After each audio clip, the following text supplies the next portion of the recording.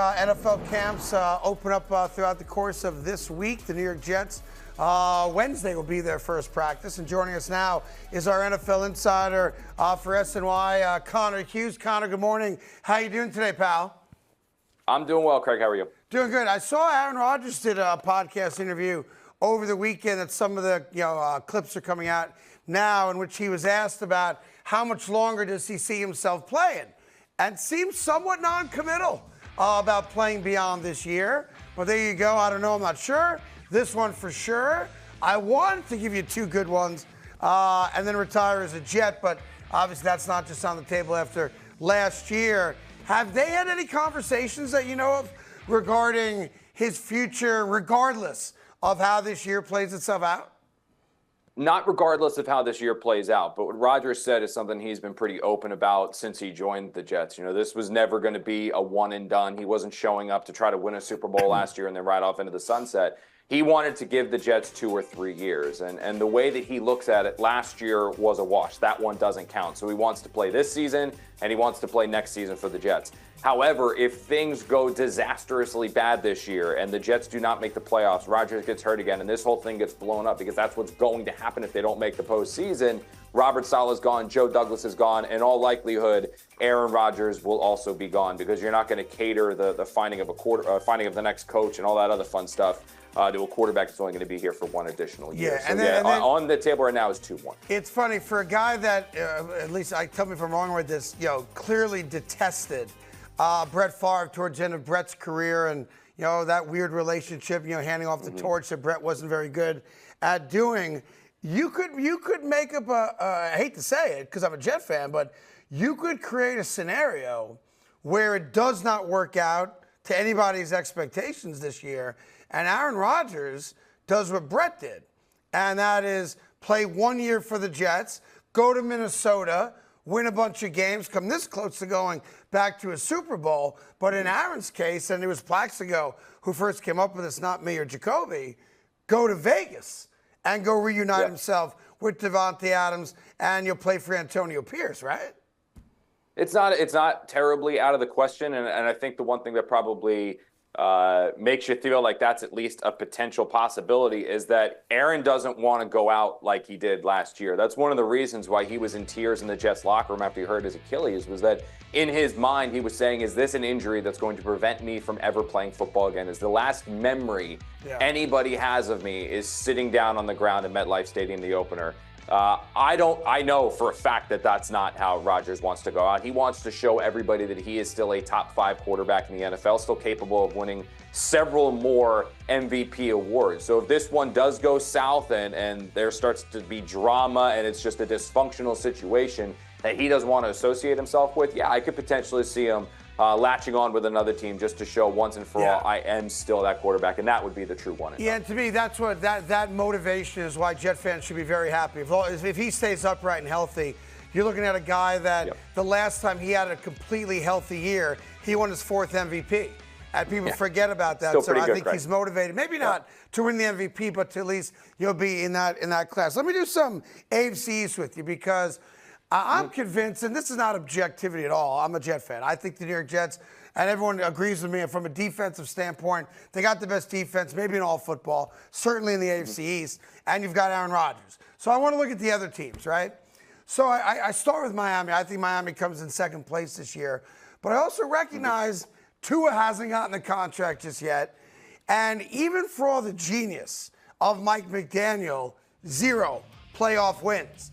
Give me an idea of what's cooking in Miami. They also got, I think, surprising news this weekend that Shaq Barrett, who is going to be a starting linebacker because of injuries for them and had a 1-year, $9 million deal, walked away from football, somewhat surprisingly, to spend more time with his wife and his young kids. So he is not a part of the Miami Dolphins, and that defense is going to be brutal. But give me an update on Miami and all things Tua. What do you got there? My issue with Miami, Craig, is just that they are a finesse team, and that's the thing. And finesse works to score points. Like when they dropped 70, what was it, on the Broncos? Right. Finesse works to drive TV ratings and earn you Pro Bowl votes and get you all that kind of recognition.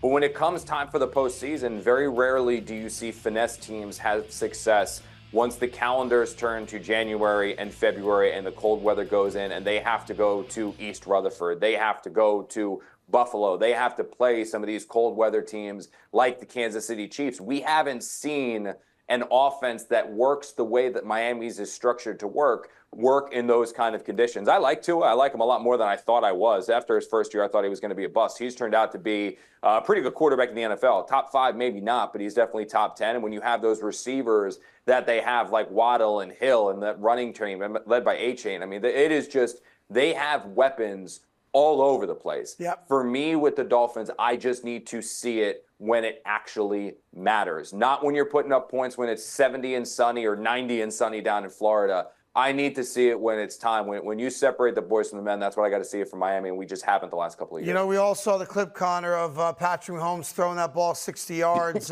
in stride to Xavier Worthy. And I was telling Jacoby there's blood on his hands as a Bills fan because they made that trade with Kansas City to go from 32 up to 28. Buffalo then took a wide receiver anyway in Coleman, who may very well be a very good player. Certainly, it seems like a really good kid. But then you have the little blood in the water there, where unnamed executives are now trying to throw shade at Josh Allen. Can the Bills be better than third place this year, or are they going to be resigned to coming in third?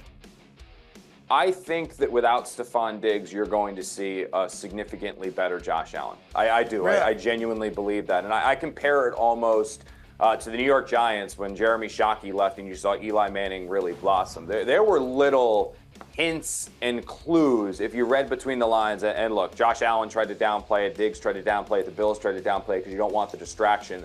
But when Josh Allen's having to be asked so consistently what's wrong with Stephon Diggs, and you can tell there are certain situations where no matter the coverage, no matter the situation, Josh Allen feels like he needs to force feed the ball to the Stephon Diggs. That's just not sustainable. The relationship they had their first couple years in Buffalo, it deteriorated to the point where I think it was best if both go their separate ways. Diggs kind of does have that persona of he's a little bit of a diva. He fits into that mold.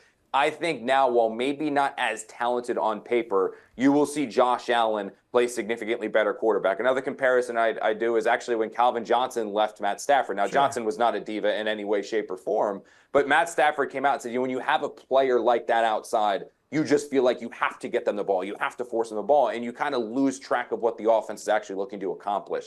I could see that absolutely happening with Josh Allen because he is somebody that I believe from a personality standpoint, a physical standpoint, and ability standpoint, he can be a top 5 quarterback. They just haven't taken that next step, and we can blame the old overtime rules. But he is one that I actually think the Bills are going to sneak up on some people, and it might be beneficial to them to be a little bit now behind and under the radar where people are talking about like the Dolphins we're talking about the Jets. We're getting to the Bills' third, Craig, which has not been the case the last several seasons. No, they've been the best team in the division, and rightfully so. I know I got to let you go, but for people that don't remember, that's a great comparison to Jeremy Shockey. This was a skittish Eli Manning who had yet to become, the Super Bowl dynamo that he became in his career, and it was so bad.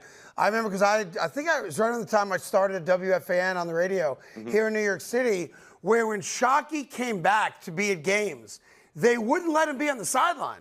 They wanted him so far away from Eli Put him in the Manning, booth, right? They put him up in a luxury suite. They're like, those eyes, don't get to see those eyes during a football game, because they would famously go into the huddle. This is a young, inexperienced Eli Manning, and Shockey wanted the ball every single time. And at no problem telling him, give me the effing ball, kid. That kind of stuff. They couldn't get rid of him fast enough. Anyhow, always good stuff, Con. Appreciate it. I know you got your hands full coming up as the Jets open up their camp really in 48 hours. And we look forward to your insight throughout this summer. And thanks for joining us here Monday morning. Appreciate you. Hey there. Thank you so much for watching The Carton Show. You can subscribe right here to get all the latest bits and segments from the show. And by the way, while you're at it, we have a lot of great shows on FS1, so check them out too.